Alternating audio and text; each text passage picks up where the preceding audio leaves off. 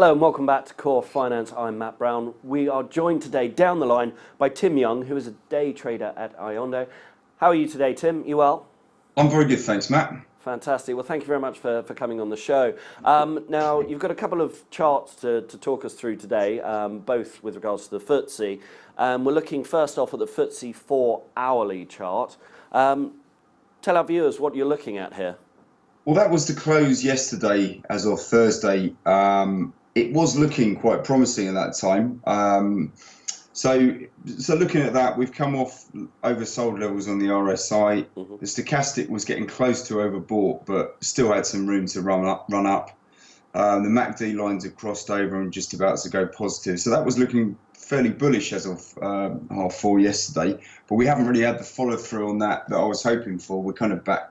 We're about 20 points lower than that at the moment. So it's been a frustrating few weeks, really, as you can see from the pattern of that 4-hour chart going back to the beginning. We've really just stayed in that range for a number of weeks now. Since mid-August, we've just been in this range of 7.3 to 7.450, something like that. We've not been able to break out above it, which is a bit frustrating in a way, but that's what I'm seeing there, really. Frustration and a tight sort of trading range.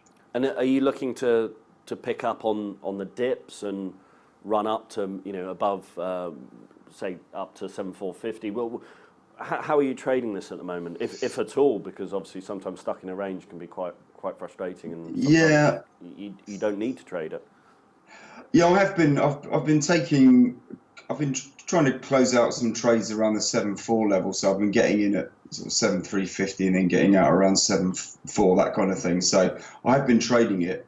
I'm still long a couple of positions from around 7.5, but I still feel that the market's going to go back up to those levels again. So I've been trading in and out of these ranges, but it's still frustrating overall that it's still in this range, because I want it to break out again. Understood. And kind of panning out, looking at the FTSE weekly chart, so probably a bit more of a trend, and that is probably why you've got this 7,500 levels. But what are you seeing on a weekly chart at the moment?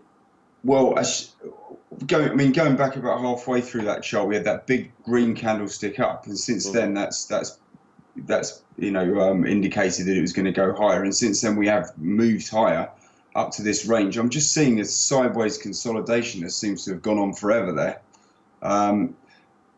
I just see it as a long-term consolidation at this range before it breaks out to higher levels. That's how I see this.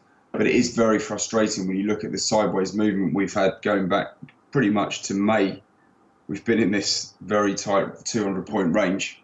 I'm sure it's not going to stay there for the rest of the year. But I'm confident that any breakout is going to be to the upside rather than the down.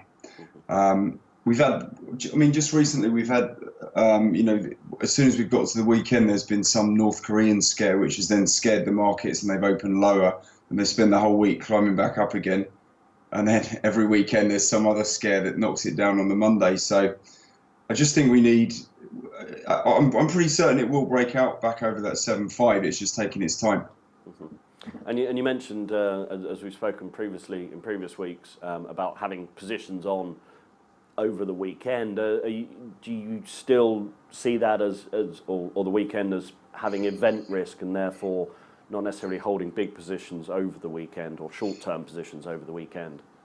Yeah, I wouldn't want to hold too big a position over the weekend if I wanted to enjoy the weekend, that's for sure. I don't want to be sort of getting up or staying up till way past 11 to look at the futures market on Sunday night and go through that sort of scenario.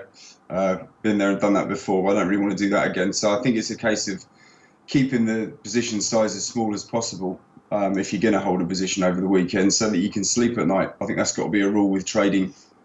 Full stop, really. Don't have a position that causes you not to sleep.